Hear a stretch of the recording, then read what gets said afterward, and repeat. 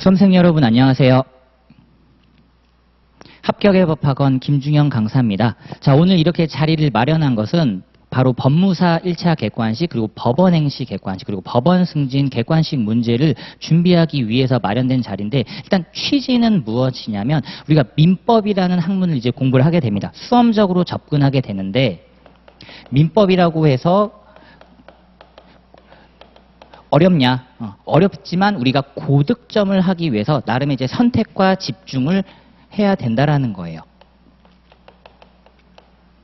자, 이걸 위해서 나름의 가이드를 마련해 놨는데 이게 바로 교환 자료입니다. 어떤 의미로 우리 수험생분들이 받아들여 주시면 좋냐면, 우리가 식당을 들어갔어요. 식당을 들어갔는데 메뉴판을 봅니다. 근데 어떤 게 맛있는지 어떤 게 맛없는지 우리가 먹어본 적이 없기 때문에 모른단 말이에요. 즉 민법을 아직 공부해 본 적이 없기 때문에 이게 맛있다, 이게 나온다, 이게 안 나온다, 이걸 모른단 말이에요. 그래서 처음 들어가 본 식당에서 먹어본 적 없는 음식들을 이제 주문을 하려고 합니다. 메뉴판을 딱 봤을 때 첫 번째 1번 메뉴에 강력 추천 막 별표 5개가 되어 있어요. 아, 요거는 사람들이 자주 먹는가 보다 라고 우리가 알 수 있다라는 겁니다. 바로 그런 선택과 집중을 위한 가이드 교환이라고 보시면 될 것 같아요. 그래서 이 교환을 통해서 우리가 어떤 민법 학습을 집중적으로 하겠다, 그게 아니라 그냥 아하, 내가 앞으로 공부할 내용들이 이거구나 라고 알아주시면 좋다라는 겁니다. 그래서 민법의 기본 개념부터 시작해서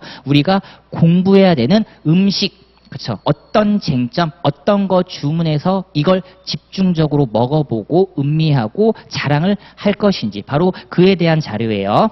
자, 넘어가시면 이제 2페이지부터 한번 봐보겠습니다.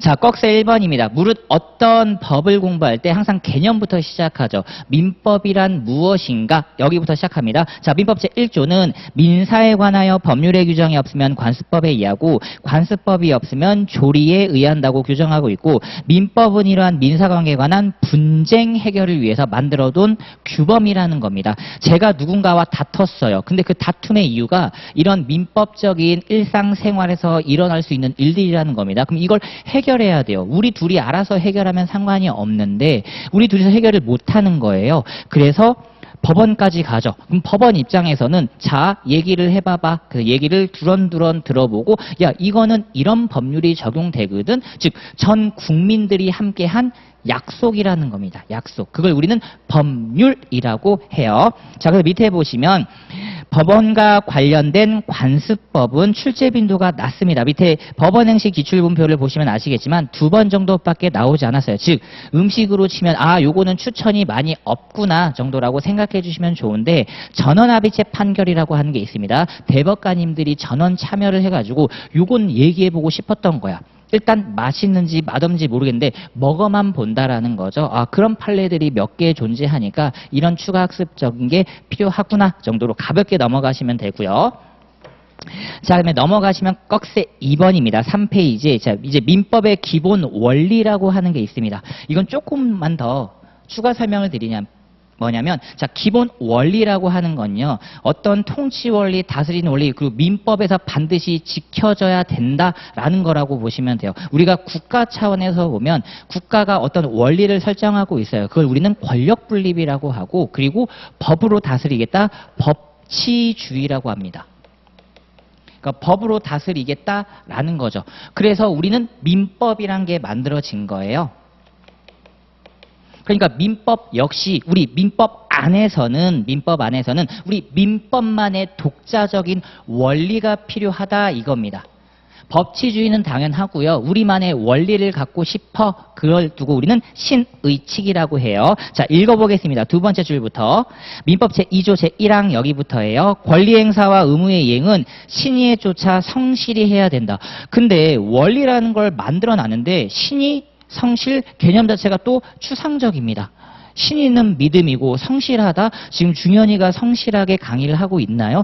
즉 사람마다 그 주관적인 생각들이 다 각자 다를 수 있겠죠. 자, 그래서 신의 측은 어떻게 얘기를 해주고 있냐면, 일정한 법률관계에 있는 당사자로서 권리를 행사하는 채권자와 의무를 이행하는 채무자는 상대방의 이익과 신의를 고려하여 이에 어긋나지 않도록 성실하게 행동해야 한다는 일반적이고 추상적인 원칙이라는 겁니다. 보세요. 추상적인 거예요. 근데 우리 민법은 추상적인데 이걸 조금 싫어하죠. 왜? 구체적으로 과연 우리는 어떻게 해야 돼? 라는 얘기가 나옵니다. 그래서 구체화시킬 필요성이 있었다라는 거예요. 따라서 다음 단락 보시면 이러한 신의칙을 구체화시킨 게 바로 파생원칙이라고 하고 여기에 대해서 우리 수험생분들이 집중 학습을 해야 된다라는 겁니다. 나 밥 먹을 거야. 어때요? 일반적이고 너무 추상적이에요. 뭐 먹을 건데 한식 먹을 거야, 중식 먹을 거야, 일식 먹을 거야, 양식 먹을 거야. 그쵸? 구체화 시켜야 돼요. 한 번 더 구체화 또 해볼까요?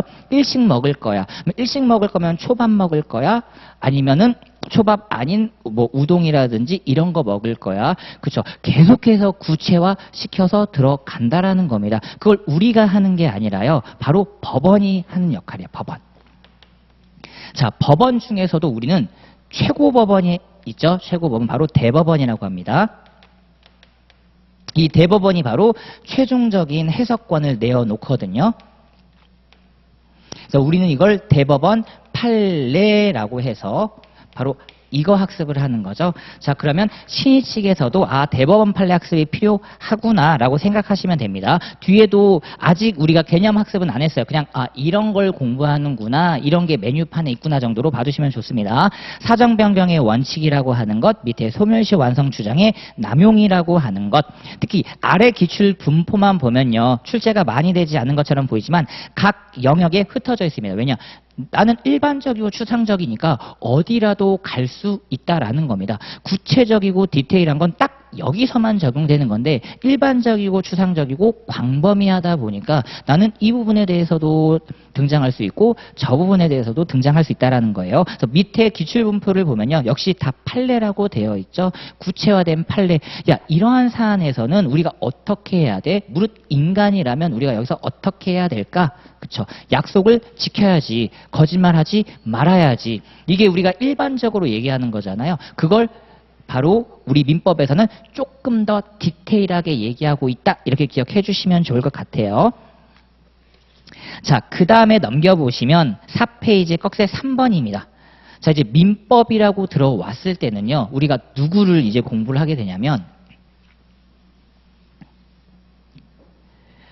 자, 요구하는 자가 나옵니다. 그렇죠? 그리고 이 요구를 받아들이는 자, 수락하는 자가 나오거든요. 나 이것 좀 해줘. 응, 알았어. 라고 할 때 이분들을 우리는 권리를 가지고 있다라고 얘기를 하고요. 이분은 의무를 가지고 있다라고 얘기해요. 그럼 질문을 바꿔볼까요? 왜 이분은 저한테 이걸 해달라고 요구할 수 있을까요? 왜 이분은 이분의 요구를 받아들여야 될까요? 지금 꺽쇠 3번이 여기에 대한 답을 주고 있는 거예요. 자, 읽어보겠습니다.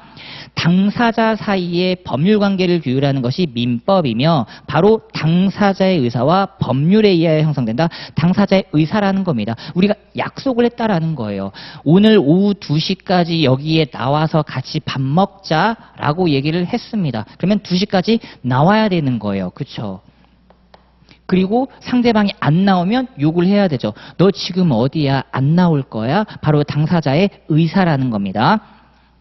자, 그래서 두 번째 줄 보시면 욕을 두고 우리는 사적 자치라고 하는구나. 근데 조금 더 디테일하게 들어가 볼까요? 법에서는 어떻게 표현하고 있는지 두 번째 단락입니다. 자, 이러한 요구와 수락, 권리와 의무는 법률의 규정 또는 이제 법률 행위라는 표현이 나옵니다.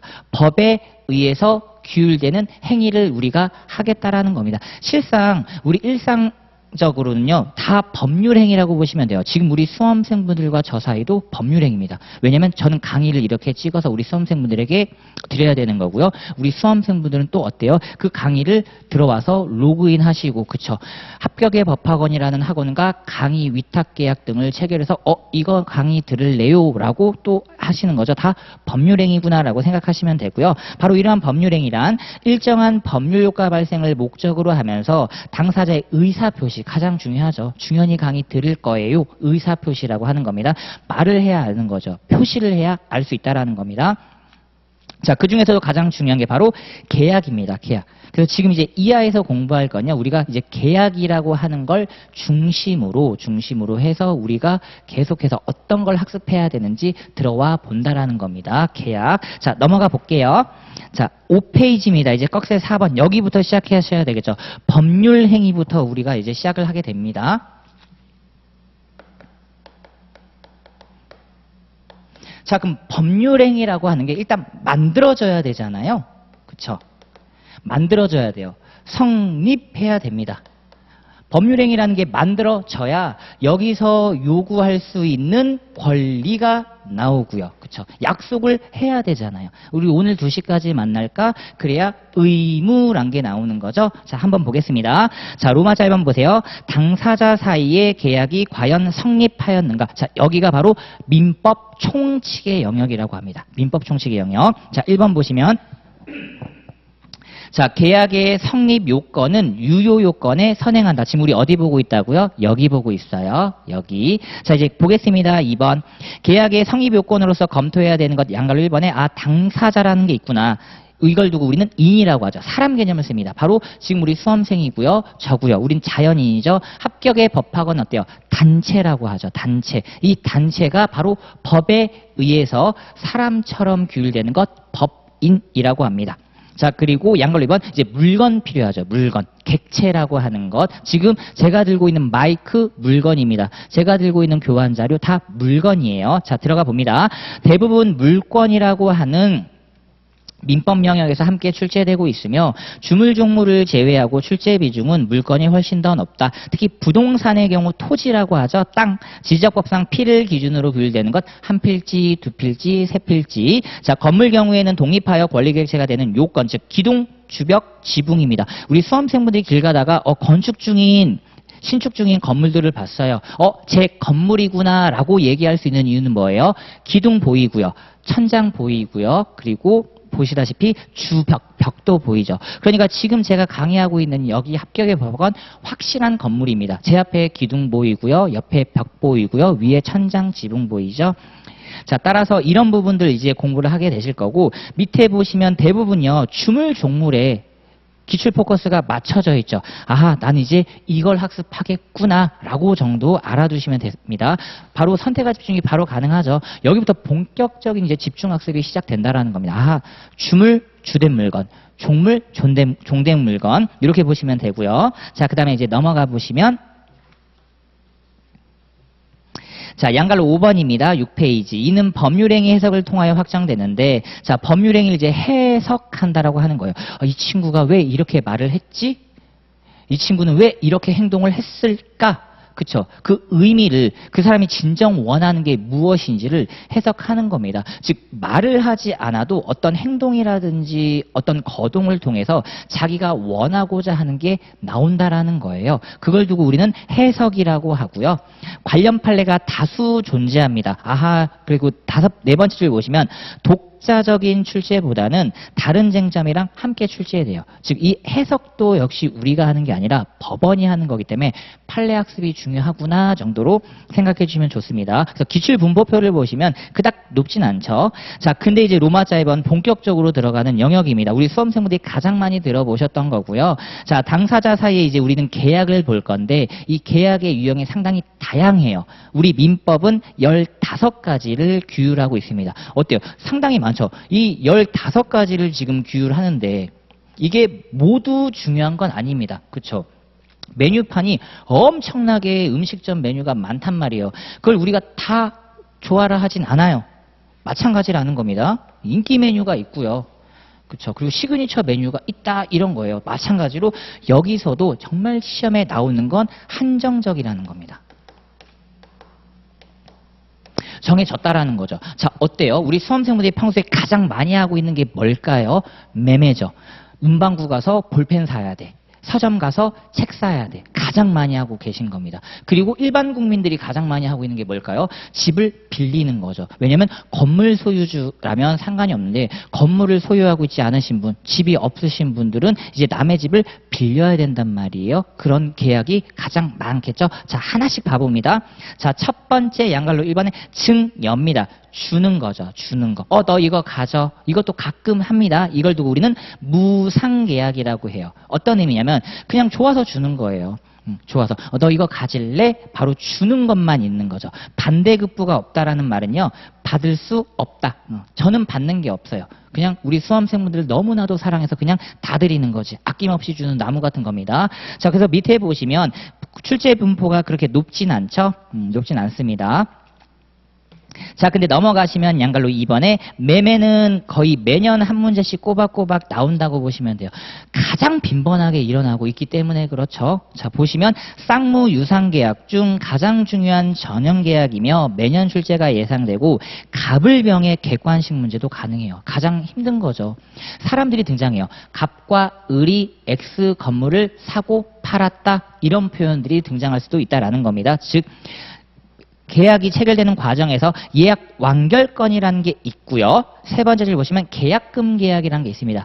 뉴스 등을 통해서 가장 많이 들어보셨을 거예요. 계약을 체결하는 과정에서 계약금을 먼저 지급합니다. 그렇죠? 집을 살려면 계약금을 먼저 지급해요. 그리고 들어보셨을 거예요. 중도금 그리고 잔금. 우리 민법은 계약금을 규율하고 있다라는 겁니다. 그리고 집을 샀어요. 이제 내 집 장만 드디어 힘들게 했죠. 힘들게 내 집 장만을 해서 오랜만에 잠을 푹 잤는데 다음날 일어나 봤더니 비가 엄청나게 내린 날에 천장에 누수가 우수수 돼가지고 비가 뚝뚝뚝 떨어지는 거예요. 내가 산 물건에 하자가 생겨버렸죠. 그걸 두고 우리는 담보 책임이라고 합니다. 대부분 이제 특별법에서도 규율이 많이 돼요. 자동차를 샀어요. 그렇죠? 자동차에 하자가 발견된 거죠. 아파트를 샀어요. 하자가 발견된 거죠. 제가 문방구 가서 볼펜을 샀습니다. 하자가 발견된 거죠. 그리고 우리 수험생분들이 제 강의를 듣기 위해서 교재를 삽니다. 그렇죠? 기본서를 사는데 중간에 하자가 발견된 거예요. 그렇죠? 훼손된 부분이라든지 인쇄가 제대로 되지 않은 부분이 등장한 거예요. 그럼 이거 어떻게 우리 수험생분들이 얘기하셨죠? 바꿔주세요. 교환해주세요. 그게 다 담보 책임이라고 생각하시면 됩니다. 어때요? 가장 실생활에서 빈번하게 일어나고 있기 때문에 얘는 출제가 무조건 될 수밖에 없다라는 거죠. 완전 스탠다드라고 보시면 됩니다. 그래서 밑에 출제 분포 보시면 법무사도 마찬가지고 대부분 계약금 담보 책임에 확실히 몰려 있어요. 그럼 법원행시도 보시면 계약금 담보 책임 쪽에 몰려 있고 법원 사무관도 역시 계약금에 몰려 있다고 보시면 되겠습니다. 자, 그리고 중요한 게 양갈로 3번에 바로 임대차죠. 임대차. 타인의 부동산을 빌려 쓰는 거예요. 그렇죠? 집이 없으신 분들을 위해서 우리 입법자들이 또 대대적인 국민적 약속을 한 거지. 임대차라고 해서 빌려서 쓸 수 있도록 하는 제도를 마련해 보자라고 해서 그게 바로 임대차입니다. 읽어볼게요. 자, 매년 출제가 예상되며 가장 중요한 계약이다. 어떤 것과 함께? 매매와 함께. 판례도 상당히 많고요. 자, 일단 우리 민법이 임차인을 어떻게 보호하고 있는가. 혹시 뉴스 등을 통해서 임대차 3법 이렇게 들어보셨을 거예요. 바로 민법에서 우리 임차인분들을 집을 빌리신 분들이요. 어떻게 보호할까. 그리고 주택과 관련돼서 주택임대차 보호법이 존재하죠. 두 번째. 그리고 세 번째, 상가 건물 영업하시는 분들을 위한 상가 건물 임대차 보호법. 이렇게 해서 임대차 3법이라고 하고요. 거기서 가장 핵심은 결국 임차인 보호입니다. 자, 가장 많이 듣는 거 뭐죠? 지금 그쵸. 전세 사기라고 하죠. 보증금을 어떻게 돌려받을 수 있을까? 지금 엄청나잖아요. 이 보증금을 지금 못 돌려받게 됐으니까 이걸 규율하는 게 당연히 바람직하고요. 그리고 건물에서 영업하시는 분들은 권리금이라고 하는 것. 이런 걸 내거든요. 우리 민법이라든지 기타 다른 법률에서 이런 보증금, 이런 권리금을 어떻게 회수할 수 있을 것이냐를 규율하고 있고 당연히 출제자분들도 포커스를 거기에 두고 있는 거예요. 거기에. 자, 그래서 임대차는 그런 의미에서 중요하고 넘겨보시면 확실히 기출분포가 고루고루 분포되어 있습니다. 법무사에서도 임차인 권리 주임보법 위주로 기출이 잘 되고요. 법원행시에서도 역시 임차인 관련된 내용들로 계속해서 출제가 되고 있죠. 그리고 법원사무관 역시 주임보법, 주택임대차보호법입니다. 그리고 보증금 이렇게 잘 되어 있죠. 자, 그 다음에 양으로 4번은 도급입니다. 도급. 이제 이거는 건물 신축 공사라고 보시면 돼요. 우리가 길 가다가 요거 건물 지금 짓고 있네. 아, 그렇다면 도급 계약이 체결되었구나라고 생각하시면 돼요. 그러면 이제 건축주가 나오고요. 그리고 그 건축을 담당한 분양회사가 나오겠죠. 바로 분양회사가 도급인이 되는 거고요. 그리고 건물을 신축하는 건설회사가 수급인이 되는 겁니다. 이게 이제 특별법으로 그렇게 법인대로 하는 거고요. 우리끼리 하는 건 어떤 느낌이냐면 예전에 건축학개론이라는 영화가 있습니다. 한가인이 오랜만에 자기 대학 동창을 찾아가요. 엄태웅을 찾아가죠. 엄태웅을 찾아가서 제주도에 있는 내 땅에 아버님이랑 살 건물을 하나 짓고 싶어 라고 부탁을 하는 거죠. 그러면 엄태웅이 밑에 직원분들을 고용하셔가지고 건물을 짓는단 말이에요. 대표적인 도급 계약이라고 보시면 되겠습니다. 그러면 엄태웅은 건물을 뚝딱뚝딱 지어내죠. 그러면 한가인은요. 공사 대금을 계약상 지급하면 되겠죠. 그래서 여기에 대해서 규율을 하고 있고요. 읽어보겠습니다. 마찬가지로 이분도 수급인의 담보 책임이란 게 있어요. 지금 집을 제대로 지어야 되잖아요. 집을 제대로 지어야 되는데 제대로 못 짓는 거지. 천장에 누수가 또 우수수 쏟아집니다. 비슷하죠. 매매에서의 담보 책임과 비슷하죠. 수급인도 역시 담보 책임 규정을 두고 있다라는 겁니다. 자, 그리고 마지막 번째 줄 보시면 여행 계약이라고 하는 게 있습니다. 코로나 때문에 여행이 많이 안 이루어졌지만 어쨌든 우리 민법에서도 여행과 관련돼서 광범위한 용역 서비스를 제공하잖아요. 바로 거기에 대해서 규율하고 있고요. 그래서 밑에 분포표를 보시면 대부분 이제 판례 쪽에 포커스가 좀 맞춰져 있는 걸 알 수 있고 여행 계약은 조문. 아직은 이제 조문 위주의 학습이 필요하다라고 생각하시면 되고요. 자, 법원 행시도 보니까 판례 위주 학습이라고 생각하시면 되겠습니다. 넘겨보시면 9페이지에 법원 사무관 역시 판례 그리고 여행 계약은 조문이죠. 지금 여기까지만 봤을 때 어떤가요? 아, 판례 학습이 가장 중요하구나라는 걸 우리는 느낄 수 있다라는 겁니다. 그러니까 반대로 생각하면 지금 선택과 집중을 우리가 하고 있는데 역으로 한번 생각해 볼게요. 최종적인 결국 학습 목표는요. 판례 학습이라는 겁니다. 그래서 제가 역으로 한번 생각해 보시라고 했던 거예요. 판례 학습을 하는데 그러면 어떤 판례? 이렇게 귀결이 되는 거죠. 그럼 우리는 여기에 선택과 집중을 해보자. 시그니처 메뉴들을 골라보자라는 겁니다. 집중해서 선택해서 집중적으로 봐야 되는 게 과연 무엇인가? 이걸 고민했던 거죠. 자, 다음 내용 보도록 하겠습니다. 양글 5번. 자, 위임 계약입니다. 지금 저랑 학원이라고 보시면 돼요. 강의 전속 계약이 체결된 거죠. 학원이 저한테 이렇게 강의 부탁드립니다 해서 저는 강의를 열심히 하고 있어요. 따라서 수임인이 중연이죠. 제가 수임인이 보수를 확보할 수 있는 다양한 제도를 중심으로 학습하시면 됩니다. 중연이는 학원한테 어떻게 강의 보수를 달라고 할까? 이걸 두고 우리는 위임이라고 하고요. 우리 수험생분들이 이제 법무사 합격하시고 여러 가지 자격증을 취득하게 되면 또 부탁하는 거죠. 저 지금 부동산 등기하고 싶은데요. 이게 바로 위임 계약이에요. 부동산 등기 사무를 법무사분들에게 맡기는 거죠. 그리고 저 지금 이런 분쟁이 있는데요. 이거 어떻게 해결할까요? 그럼 누굴 찾아가요? 변호사분들을 찾아가서 사건 수임한다라고 하죠. 사건을 맡긴다. 그걸 바로 우리는 위임 계약이라고 합니다. 출제 분포가 그렇게 높진 않아요.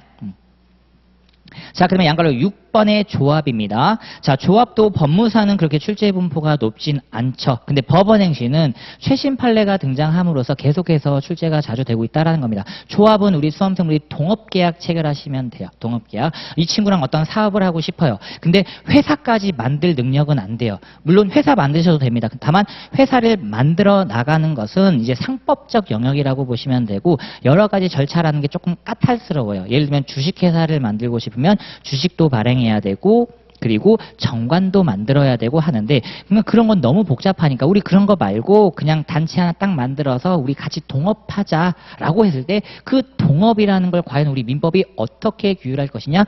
조합이라고 하는 걸로 규율을 하겠다라는 겁니다. 조합. 그래서 오히려 출제 분포가 법무사에서 낮은 이유는요. 상법이 1차 객관식 시험 과목으로 들어가 있는 상태이기 때문에 바로 상법적 영역이 조금 더 강하다라고 생각해 주시면 좋을 것 같습니다. 자, 그 다음에 넘어가도록 할게요. 다음 페이지. 자, 이제 양갈로 7번입니다. 이렇게 중요한 거 빼고 결국 매매랑 집중해서 보자 그러면 매매랑 임대차구나. 이게 핵심이라고 보시면 됩니다. 가장 많이 하는 거죠. 가장 많이 하는 것, 즉 매매와 임대차를 빼고는 기타 전형계약으로서 그닥 자주 나오진 않습니다. 근데 법원행시라든지 법무사 보면 소비대차는 나오죠. 소비대차. 돈을 빌리는 건 우리가 많이 하니까요. 친구야 돈 좀 꺼줘. 이걸 두고 우리는 소비대차라고 합니다. 내가 소비하려고 빌린 거죠. 빌렸는데 돈을 빌리잖아요. 그래서 금전 소비대차와 관련돼서는 그래도 교수님들이 당연히 눈여겨봅니다. 왜냐면 돈을 빌리는 거니까 대여금이라고 하죠. 은행 가서 돈 빌리는 건 대출금이라고 하고요. 자, 그 다음에 이제 로마자 3번입니다. 당사자 사이의 계약이 유효해야 돼요. 지금 다시 우리 어디 보고 있는지 볼까요? 지금 성립 보고 있습니다. 그 중에서도 계약의 유형을 먼저 봤어요. 계약의 유형을 봤고 요게 유효해야, 즉 적법해야 권리와 의무가 나온다라는 겁니다. 즉 우리 수험생분들은 왜 이 강의를 들을 수 있을까요? 왜 강의를 들을 수 있는 권리가 있고 중요한이는 의무가 있을까요? 바로 이제 이걸 얘기한다라는 겁니다. 자, 1번 보세요. 계약이 유효하려면 양갈로 1번에 당사자인 우리 수험생분들 그리고 저 권리 능력이라는 게 있어야 됩니다. 그리고 행위 능력이라는 게 있어야 되고요. 의사 능력이라는 게 있어야 돼요. 자, 여기서 문제되는 거 첫 번째 바로 반갈로 1번에 태아입니다. 태아는 사람이 아니잖아요. 엄마 뱃속에 있는 아이를 우리는 태아라고 하죠. 과연 그렇다면 우리 민법은 이러한 태아도 보호를 해줄까? 원칙적으로는 아니라는 겁니다. 다만 예외적으로 보호를 해주겠다라는 거예요. 따라서 5번째 줄 보시면요. 반드시 살아서 출생하셔야 돼요. 그렇죠. 살아서 출생을 해야 우리 민법이 보호를 해주겠다라는 겁니다. 우리가 사산됐다라고 하잖아요. 모체 내에서 사산되면요. 이건 이제 사람이 아니게 되는 거예요. 그래서 태아는 한정적으로 보호를 해주는구나 라고 생각해 주면 좋겠고요. 그리고 반대로 2번 의사무능력자 그리고 미성년자 행위능력자 그리고 성년 후견제도 이런 걸 규율하고 있다라는 겁니다. 아하, 맞다. 우리 민법에서 꼬꼬마 어린이 미성년자는 형법에서 가장 많이 나오는 말 촉법소년. 그렇죠. 형사법적으로 책임을 안 져요. 그럼 민법적으로도 책임을 역시 안 지게 하겠다라는 겁니다. 미성년자와 거래를 튼다라는 것 자체가 상상할 수 없다라는 거죠. 자, 가볍게 읽어보겠습니다. 의사 무능력자의 경우에는 판단 기준, 과연 의사 능력이 있다 없다를 어떻게 판단할 것이냐, 거기에 대한 판례가 나왔고요. 그리고 세 번째 줄 특히 미성년자의 법률 행위입니다. 이 미성년자의 법률 행위가 현재 가장 핫하게 문제되는 거죠. 왜냐하면 겉으로 봤을 때에는 이 친구가 미성년자인지 아닌지 모른단 말이에요. 외형만 봤을 때는 모른단 말이야. 그리고 주민등록증을 제시해도 주민등록증이 아직 안 나와 있는 상태죠. 그렇기 때문에 민증 위조라든지 여러 가지 문제가 많이 발견돼요. 그래서 등장한 게 다음 페이지 11페이지 봐보세요. 첫 번째 줄에 미성년자의 신용카드 계약입니다. 진짜 판례 하나 있는 거예요. 미성년자가 엄청나게 여러 가지 액션을 취하면서 결국은 신용카드 계약을 꾸역꾸역 체결했다라는 겁니다. 그리고 엄청나게 신용카드를 긁었겠죠. 그리고 그걸 본 부모님이 깜짝 놀랐겠죠. 그러면 여기에 대해서 우리 판례가 민법이 어떻게 규율하는지를 중점적으로 학습을 해주셔야 된다라는 겁니다. 그리고 반갈로 3번 보시면요. 부재와 실종이에요. 자, 부재라는 개념을 우리가 많이 쓰죠. 지금 김중현 선생님 자리에 없으신데요. 부재. 근데 우리가 원하는 민법의 부재는 그런 부재가 아니에요. 그리고 실종도 어때요? 우리 아이가 지금 실종됐거든요. 라고 한다라는 것은 찾기 위해서 실종 신고를 하는 거죠. 우리 민법이 원하는 실종은 그 실종이 아니라는 겁니다. 실종은 사람이 죽은 거예요. 실종돼서 사람이 죽었다라는 겁니다. 그래서 부재와 실종은요. 권리 능력이 없어지는 과정에서 문제가 된다라는 겁니다. 자, 그리고 반갈로 4번 가장 중요하죠. 법인입니다. 단체잖아요. 그죠? 그리고 비법인사단 드디어 나오는 종중입니다. 바로 이 비법인사단 대표적인 종중이고, 자, 본문에 있는 내용은 복습하시면서 한번 읽어보시면 좋은데 밑에 분포표 보세요. 자, 법인 파트는 거의 매년이죠. 왜냐하면 상법에서 이제 주식회사 등도 같이 등장하고 가장 많이 문제되는 단체와 거래를 하기 때문에 그렇습니다. 우리 수험생분들은요, 지금 합격의 법학원이라는 단체와 거래했어요. 어떤 의미냐? 저와 개인 대 개인 간의 거래를 하면 괜찮습니다. 확실히 대등적 입장이거든요. 근데 한 집단이 법인이에요. 그리고 우리 수험생분들은 보세요. 개인입니다. 물론 대등적 입장에서 거래 계약을 체결하는데 그럼에도 불구하고 조금 더 우월적 지위에 있는 분들이 있을 수 있단 말이에요. 그렇죠? 단체랑 싸운단 말이지. 그렇기 때문에 단체에 대해서 규율을 해서 어때요? 이분을 보호하는 정책을 펼치는 게 바람직하죠. 제가 단체와 싸워서 이길 순 없단 말이에요. 그러니까 법의 힘을 더 받아야 돼. 아, 그래서 법인은 진짜 중요하구나 라고 생각해 주시면 좋습니다. 그래서 우리가 사장 나오라 그래 라고 하는 이유예요. 종업원 나오라 그래 라고 안 해요. 사장 나오라 그래. 그럼 사장님이 나와서 우리가 잘못했습니다. 그래서 대표이사라고 하는 분이 인사를 하고 사죄를 하는 거죠. 뉴스를 보면 맨날 대표이사가 나와서 책임을 통감하고 사퇴하겠습니다 라고 하는 이유는 뭐냐면 법인이 잘못했습니다 라고 얘기를 하는 겁니다. 그래서 분법표 보시면 엄청나게 많이 등장하는구나 이걸 알 수 있고요. 자, 그래 넘겨보시면 법원 행시에서도 역시 법인 쪽에 조금 더 포커스가 맞춰져 있는 게 알 수 있습니다. 자, 그 다음에 이제 양갈로 2번에 보시면 우리의 계약의 목적이 확정돼야 되고 실현 가능해야 되며 적법 타당해야 된다. 즉 어떤 말이냐면 지금 우리 수험생분들이 체결한 계약이 확정적이어야 된다라는 겁니다. 어떤 강의를 어떤 식으로 드는지 확정돼야 되고 그게 실현이 가능하죠. 당연히 실현이 가능합니다. 그리고 지금 그러한 목적 달성에 있어서 우리가 법 위반한 게 있나요? 없죠. 적법하고 그리고 누가 봐도 사회적으로 비난받을 행동을 하진 않았어요. 그렇게 타당해야 되는데 누가 봐도 사회적으로 비난받을 행동이 바로 반갈로 1번의 반사회 질서라고 하는 겁니다. 또 어때요? 좀 추상적이죠. 사회 질서에 반한다? 우리 수험생분들께서 제가 사회 질서에 반한다는 의미가 뭘까요? 라고 물어보면 우리가 쉽사리 답변을 못합니다. 마찬가지로 역시 대법원이 판례로 이건 사회질서 위반이야 라고 얘기를 해주는 거예요. 예를 하나 들어보면 우리나라에서 대리모 계약이 되나요? 절대 안 되죠. 대표적으로 사회적으로 비난을 받아 마땅한 행위들이 바로 그런 대표적인 반사회 질서라고 합니다. 그리고 반갈로 2번 이것도 용납이 안 되죠. 불공정 법률행위 용납이 당연히 안 됩니다. 어느 하나가 갑의 입장에서 일방적인 이익을 보고 어느 하나가 을의 입장에서 일방적으로 손해를 보는 이런 불공정한 행위는 우리가 용납이 안 되죠. 우리가 지금 뉴스 등을 통해서 가장 많이 듣는 거 공정한 사회, 그렇죠? 공정한 기회. 이게 가장 많이 강조되는 이유도 민법에서 이걸 얘기해주고 있기 때문에 그렇습니다. 우리는 공정한 거래를 터야 된다라는 거죠. 불공정한 거래를 터서는 안 된다라는 겁니다. 즉 어떤 계약을 체결할 때 나와 너가 나름의 공정성이 있어야 돼요. 다만 그 공정이 꼭 진짜 정말 딱 돈같이는 아니에요. 그쵸? 나는 요 정도 할 수 있는데 너는 이 정도만 할래? 라는 겁니다. 예를 들면 제가 10개를 해요. 근데 우리 수험생분들은 2개만 하셔도 된다라는 겁니다. 왜? 내가 원하는 건 수험생의 2가지.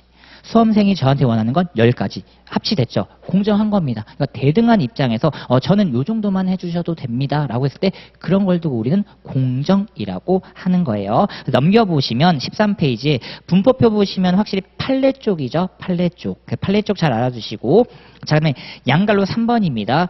의사표시에 있어서 의사와 표시가 일치해야 된다. 지금 우리 수험생분들의 의사표시가 일치해야 됩니다. 중연히 강의 들을 거야. 그래서 등록 신청을 했고 강의 수강 신청을 했는데 제 강의가 아닌 거예요. 어때요? 착오가 이뤄졌죠. 바로 거기에 대해서 규율을 하겠다라는 겁니다. 왜냐하면 무릇 사람이란 건요 완벽하지 않아요. 가끔가다 착각을 일으킬 때도 있고요. 그리고 완벽하지 않다 보니까 타인이 어떤 사기를 치거나 했을 때 의사표시에 혼선이 있을 수도 있다라는 거죠. 그걸 우리 민법은 반드시 규율을 해야 된다라는 거고 여기도 역시 중요한 포인트입니다. 자, 넘겨보실까요? 기출분법표를 보시면 바로 알 수 있습니다.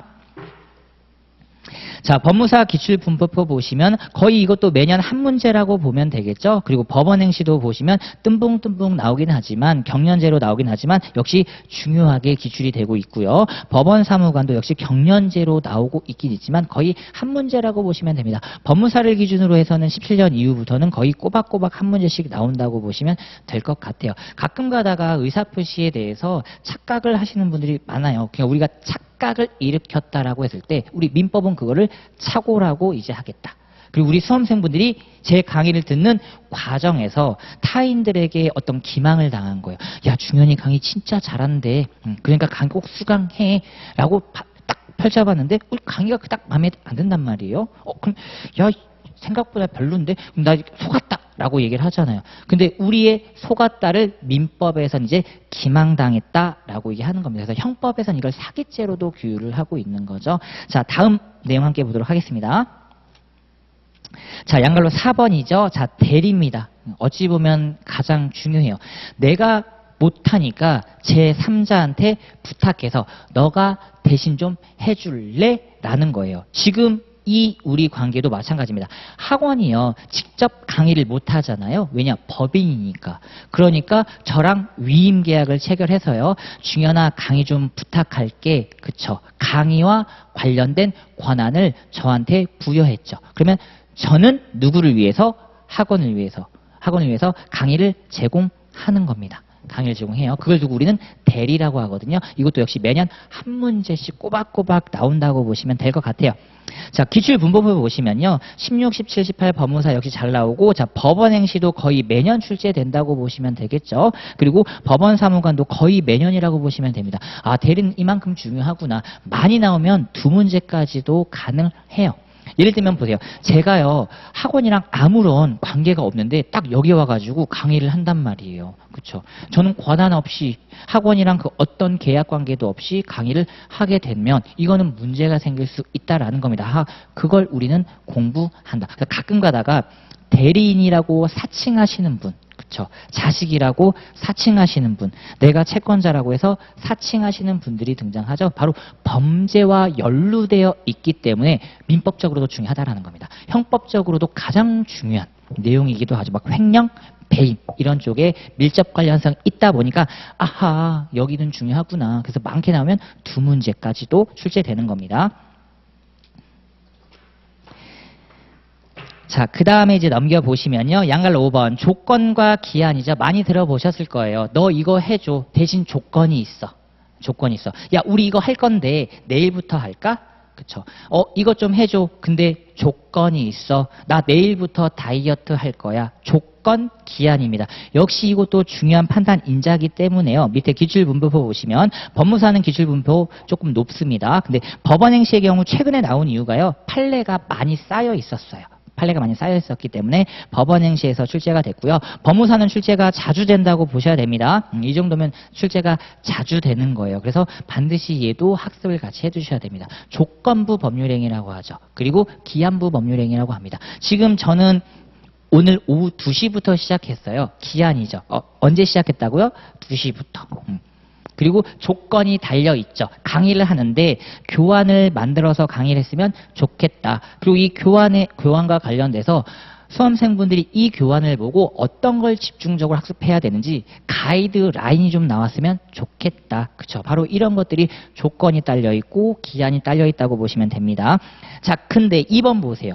이러한 유효 요건을 제대로 못 갖춘 겁니다. 그러면 권리 의무가 나와야 되는데요. 반대 형상인 거죠.